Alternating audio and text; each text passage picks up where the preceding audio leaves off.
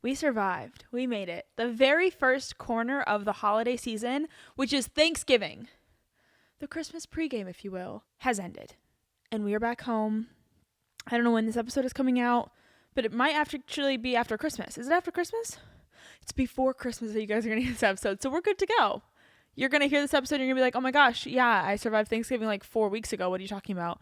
I am so excited to celebrate this holiday season because you hear that at the start of every single episode, but what I recognized during Thanksgiving was something about myself, maybe about my family, maybe about my own little personality traits that I'm not super crazy about. And it's that I already knew this about myself. I fear I'm a workaholic. But before we get into that, we're going to talk about something else instead. My rosebud thorn. I have my notes in front of me today. Look at how cute. It's called New Beginnings Planner. Okay? This is my rose of the day. I have had this planner for like maybe 6 weeks. And I use this more than anything else. And it's adorable. I actually think I got it in Anthropology. And it has a little pen inside of it. And then boom. All the things I need for the next year. Up all the way through 2025, I think, actually. Yeah, I did get it at Anthro. So this is going to be my rose of the day because I feel like it's made me a really organized girly, and especially cornering the end of the year. I feel like I've needed stuff to like put me in the right headspace because the year is going to go by super, super fast. What's remaining of it? I mean, the year already went by fast, but I'm really excited to have a bit more of an organization mind in the next year. That's my goal. A clean house, a better organized mind, and learning how to cook. All roses. My bud for this week. And this will be the last time you're going to hear me say this, bud. If you're hearing this episode, I survived, but I go to the marathon this weekend. So I guess my bud, I'm not going to say is the marathon particularly. I'm going to say I'm really looking forward to the quality time. Once again, even though I just had it over the holiday season with my family, my boyfriend, my brother, and my best friend all going to Honolulu for the marathon. That's my bud. I'm kind of freaking out. Mentally, physically, emotionally, spiritually, sexually, I don't know. It's all a gamble right now. I'm scared. I'm excited. I joked about this on the last episode. I'm more prepared than people think I am, I think, because I've run more than I've filmed myself running. So I think some people think I'm just like balling out and running 16 miles or running a full marathon with no training. The true hope is that like the training pays off because in case you didn't know this, you don't ever actually run the 26 miles. I'm scared. Because 26 miles is still several more miles than what I've run in any training. So I just hope my body doesn't give out on me. But I'm still here and I've done all the other ones. So who knows? And my thorn. What is my thorn going to be today? Maybe the exact idea of this episode. My thorn is that I feel like even though I just had a break, I didn't feel like I got a break. I love it and I hate it all at the same time. I feel like as soon as I felt like I was like home and relaxing, this like little eerie voice would creep out of nowhere and be like, you're not working. You're not doing enough. Have you made a video yet today? Have you checked your emails? Did someone from your team need something? Did you get it done fast enough? Okay, now that you checked off like 15 things on your bucket list, did you actually like do anything that was like, did you feel like you fulfilled what your goal was today? And I feel like that's been a thought that I've had a lot lately is like, am I feeling fulfilled? Or like, even if I did a whole day of work, do I feel like I accomplished anything? And on what scale am I measuring that? And how do I measure it more healthily? So today's episode is Anna's Guide to Being a Workaholic. I think I might slightly come from a family of them.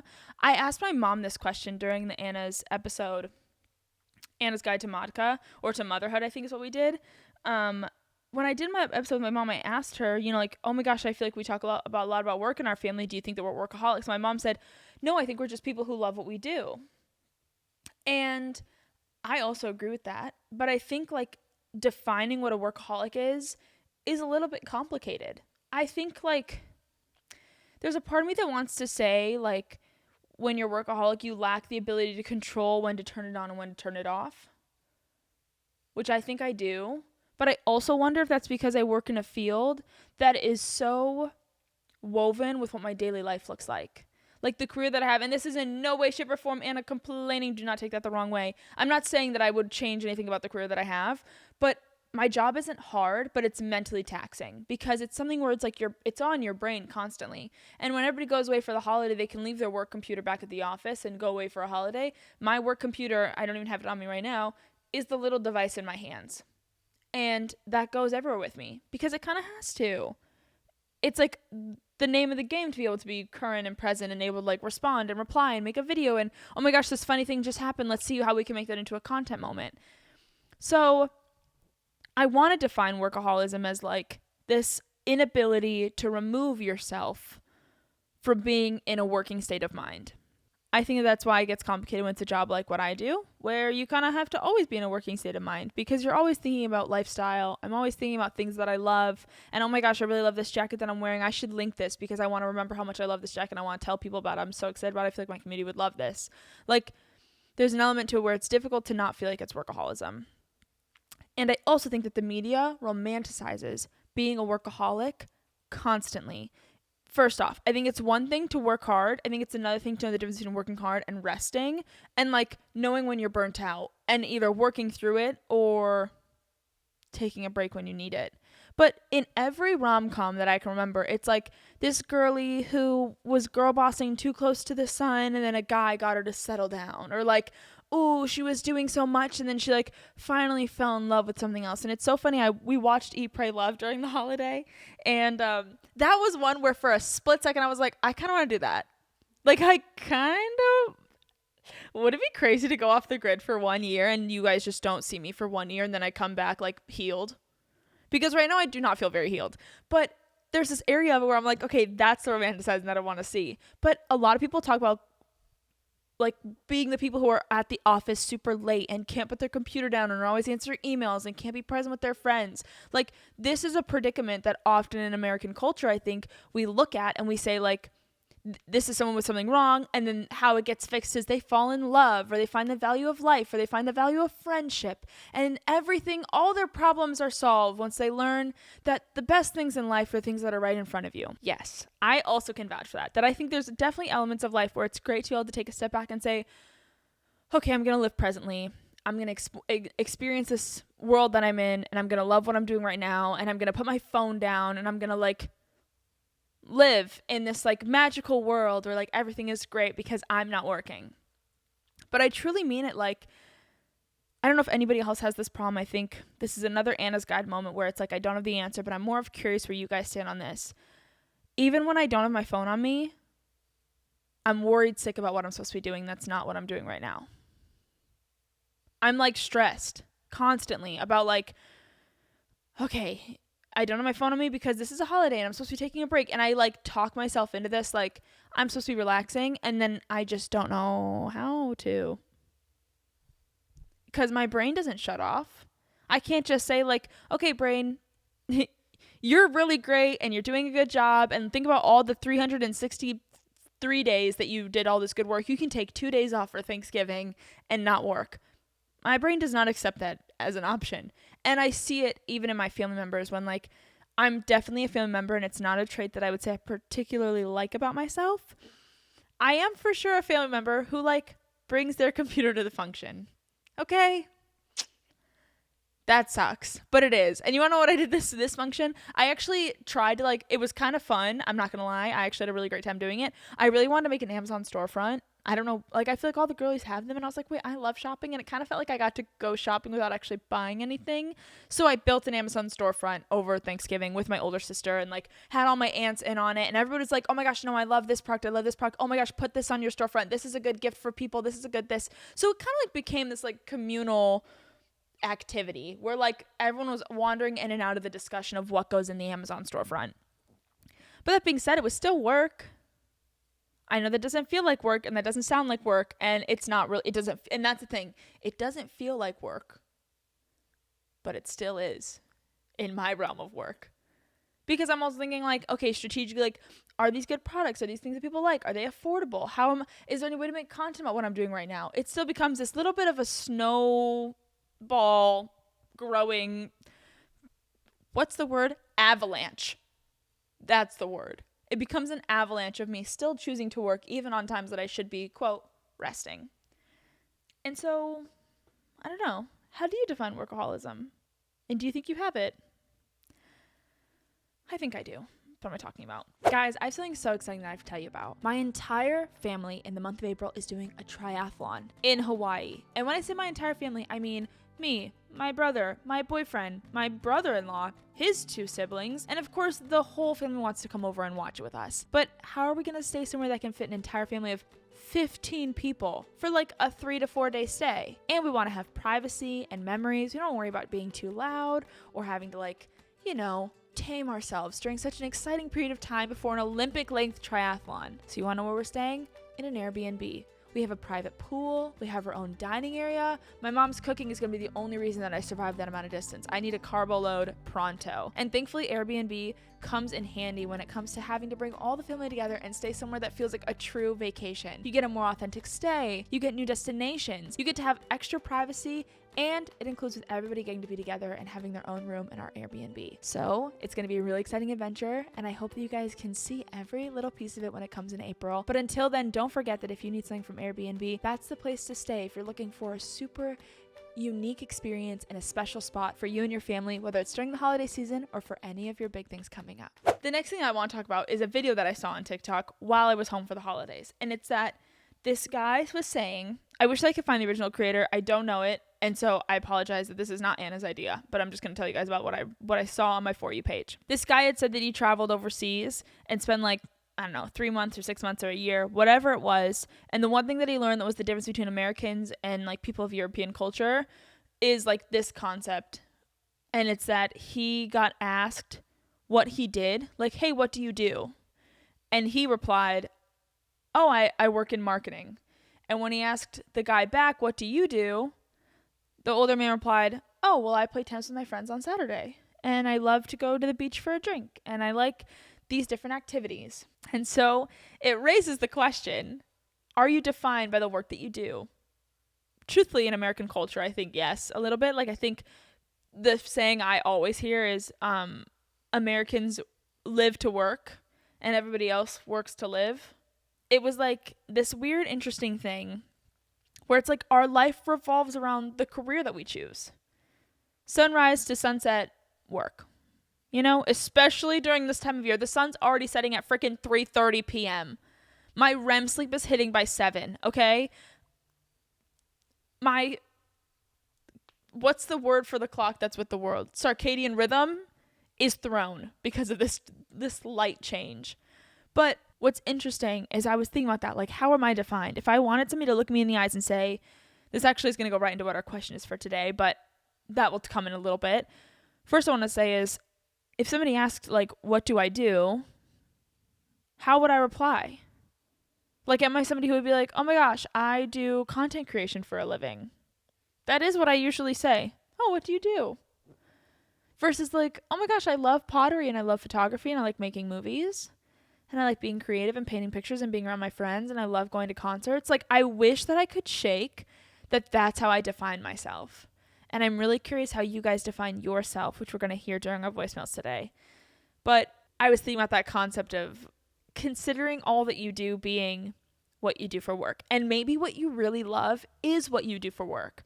I love what I do for work, but that doesn't mean that doesn't sometimes feel like work or I'm not living wholeheartedly in the moment because I'm spending my time thinking about what I'm doing for work versus experiencing life at its full capacity.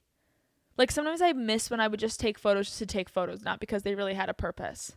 Or when I would make TikToks, they'd be garbage, but I'd post them anyway because I just wanted to. There was this element of fun and excitement and really effortless creativity that I think used to flow through my veins that I sometimes don't feel as much anymore because I feel such a pressure to create things that are good and that perform well. That's horrible to say. I should be making what I love, but I do make things that I hope perform well. Even with this podcast, I hope I talk about topics that reach you and that make you feel good and make you feel heard and make you feel seen. And I know that deep down at the root of all my creativity and anything that I ever wanted to do online was to create a corner of the internet where people felt safe and heard and understood, and where I too felt safe and heard and understood. So I'm not sure.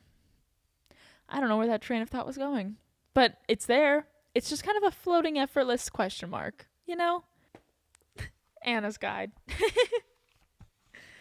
Okay, here we go. Now, another thing that I was thinking about when I was thinking about workaholism, and if I could define myself as one, I do slightly define myself as one, only because I fear it's a lot of my conversations. I think that that's the other part. If I had to define it, is like everything you do circles this idea of, instead of like being me and then the things that I do, it's like the work and then the things that I do.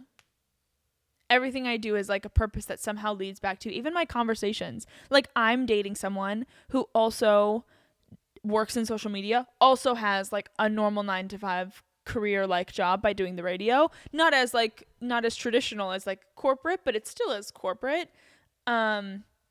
He's just the talent in that field.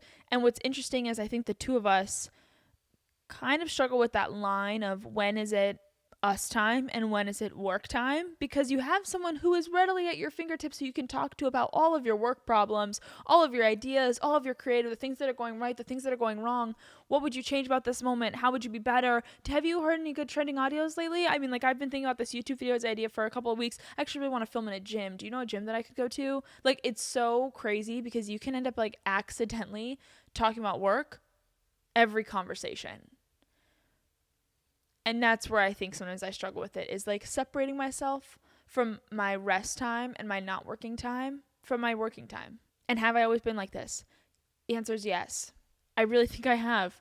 I like think about school, and if I wasn't working in engineering or in class, I got another job and I was working in that. Like, when I think about what I did in college, I like sometimes wonder how I survived a little bit. Like, at one point, I was a fitness instructor, a substitute teacher, a part-time employee at an engineering firm, and also a full-time engineering student. Also applying to grad school. Don't know that I remember Anna from that era of my life, but I was doing things. She was doing a lot of things. And here's what's also crazy. I was never not happy. What does that mean? Am I only unhappy now because I'm overthinking it and because I'm trying to not be a workaholic, even though it's my most natural state? I don't know. I don't know her. She was thriving, though. I know that she was like one of the most hardworking people that I've ever met in my entire life. And I think that I think about her, and maybe she felt this way too, and I just don't remember feeling this way. But I kind of miss her energy. She was kind of an icon. So I think I've always kind of been somebody who had trouble. I don't know. I think about this funny thing that I saw somebody say is like, what are people's hobbies right now?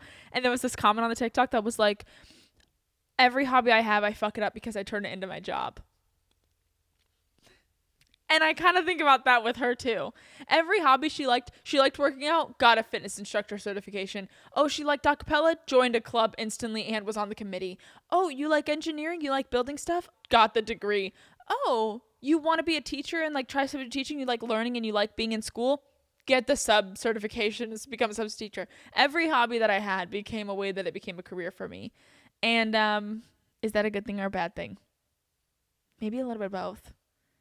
The one thing I do right now that doesn't become a career is pottery and running, but also making a lot of content about the marathon. So does it count as being a career? I'm not sure. I kind of just have this like little list of questions in front of me because I thought of this idea while I was on my flight home this morning, and these were what were really hitting me. Is a workaholic someone that I want to be? How do I combat it? And with the holiday coming up, how do I find rest? Or how would I recommend it if I could? I like being somebody who's passionate about what I do for work. I like being someone who likes what I do. And I like what I do right now. I don't like the mental toll of feeling I'm not doing good enough every time I'm not doing my work, though. That's what I really struggle with. It's not that I don't love my job. It's that I hate that my brain kind of beats me up for like not doing it hard enough all the time. And I'm not capable of doing it all the time. What's crazy is when I first started doing social media, I made 5 to 8 videos a day every single day for 2 years. No days off, no breaks, no vacations. Because I loved it that much. For some reason, my body was like convinced that I'm like, oh, that's her comfort level, 5 to 8 videos a day. And now if I make anything less than like 3, I lay in bed at night with my eyes open like, why didn't you work hard enough today? But my days now look so much different than my days did when it was the middle of the pandemic and I had a mom and a dad that I lived with who like cooked my meals and I kind of had no responsibility. Truthfully, at 22, you never get a life like that again. That's not really realistic. So I do think that I struggle with being a workaholic. I do also think that I kind of want to be like that. Like, I want to be so excited and energized by my job that I don't want to put it down, but not in an unhealthy way. Not in a way, it's like when we talk about, like when you go to the gym because you are punishing yourself, or you go to the gym because you want to feel better. I want to do my job because I want to get better. I don't want to do my job because I'm punishing myself. I hate that feeling, and I have it quite often. And it kind of makes me a little emo about it, because it's like, I didn't always feel like that. I used to feel very like sprint out of bed in the morning for it. And I just think I feel a little bit burnt out. And as soon as I get burnt out, I get even more burnt out by the fact that I'm not working. So with the holidays coming up, how am I going to rest and combat it? I think my number one goal is going to be not to force it. Is that possible? Is anything possible? Yes and no. I think my number one attempt is going to be like, when I feel creative, make the video the second I feel creative. If I have a stroke of inspiration, I want to do it without having a sense of guilt behind it. I also think that I feel guilty working. Like, sometimes I'll get an idea and I immediately want to sit down and do it, but then I will feel guilty because the people around me I don't think understand like how few and far between strokes of creativity come when it's your full-time job. And so then I'll often feel like worried or judged or stressed that I'm like looking like a workaholic, or that I'm not being present enough, or that I'm not like living up to what people's expectations of me are going to be. I think finding the balance in letting it feel natural is how I'm going to feel rested. I think I just solved my own mental health issue. Did that just happen? That's like what I really wish that I could instill in myself, is like, oh, you got this great idea to do a Gracie Abrams song? Make the freaking music video right now. Because in 2 days, you're going to still like the idea, but you're not going to have the drive you have the second it hits you. And who cares if they think you're a workaholic? You're doing the thing. If that'd be my advice back to you too, is like, I feel like the time that we get for the holidays is really great rest time. It's time to reset. It's time to like settle down. This is kind of like dialing into that winter arc idea. It's, in my opinion, this winter time is our hibernation period. This is our incubator period. But it doesn't mean that you don't have to be trying new things just because you're not like trying to outshow what you're doing. Like, I don't know, maybe this is the time that I do a little brand reset, a little Anna's Guide brand reset. Maybe I do a little YouTube channel reset. Maybe I build a new banner and I get myself engaged and excited for the work that's to come up. And it's the little things. It's the things that make me feel inspired in the moment without having to overthink it and overwork it. Because I hate when I feel like I'm just running in circles around this same concept and the same idea of like, I want to do work, but I want to be rested. But then when I'm worked, I'm worried that people are overthinking that I'm working, and then they're judging me for still working. And so then I stop working, but then I don't feel rested because I'm stressed that I'm not working enough. And it's a vicious cycle that goes around and around and around over and over and over again. So if you're sitting on this podcast and you're thinking to yourself, I want to be doing more, I want to be working harder, I want to be getting more stuff done, I think that I need to be like pushing myself harder. I hope you don't hear this episode and think that I'm talking about doing, like taking a break from doing things that you want to do because they're hard.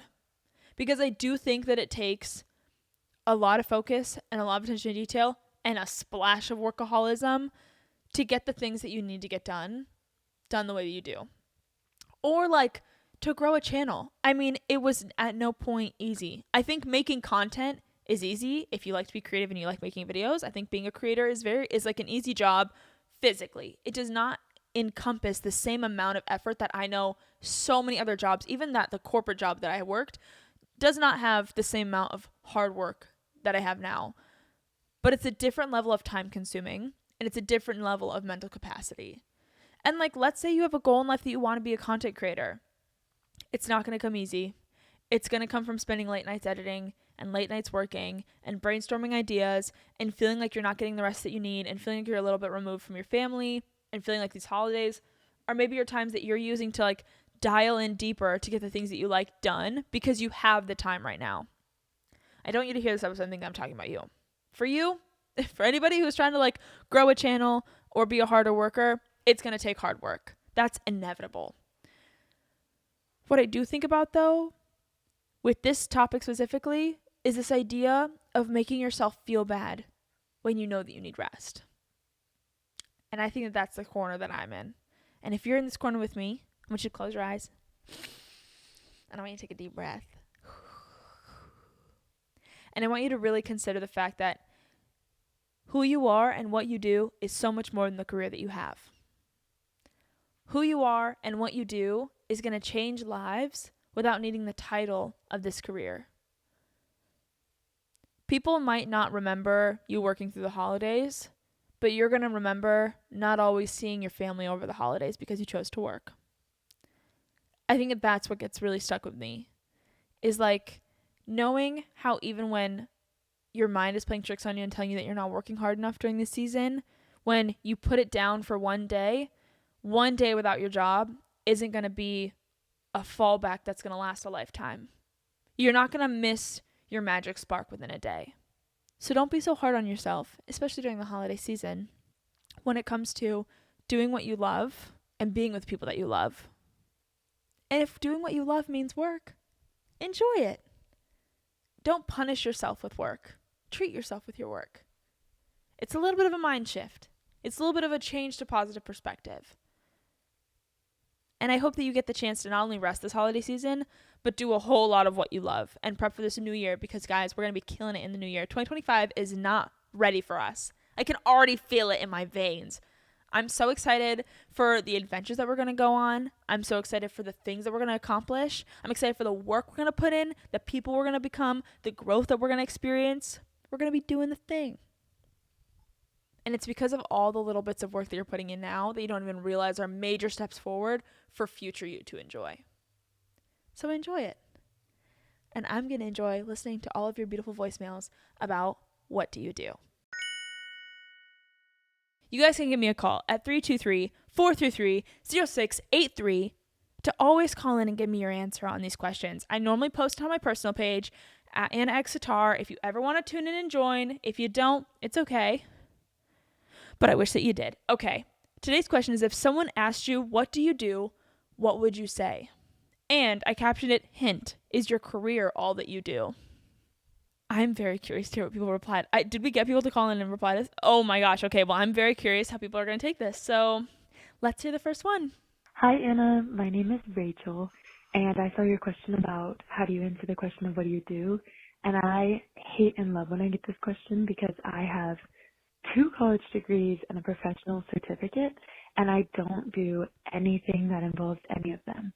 So when people ask me, what do? I have a really complicated relationship with answering of, well, I work for a nonprofit, and I work in a bakery, and I house sit, none of which my degrees have anything to do with. So I think it's really interesting that you asked, what do you do, and is your career all that you do? Because I don't think so, because my career is not what I spend 90% of my day on. It's that 10% of the day where I go home and I do my own thoughts and research and just spend my own time on it. But that's the days, and that's the time that I think that I'm actually spending on my career, whereas the majority of my day is just spent on making money to afford my life. So anyway, I love your podcast and I love you. I think you are absolutely incredible, and I hope you are feeling and doing and living as beautifully as possible, and I wish all the best for you. Oh my gosh. Okay, first off, I wish all the best for you, and I love you and adore you, and I appreciate you so much. I also feel that in my core. That's such a hot take on that question, because I also feel that. Same story, have a degree in mechanical engineering, have a master's in film and television production, make videos on TikTok for a living, and have a podcast.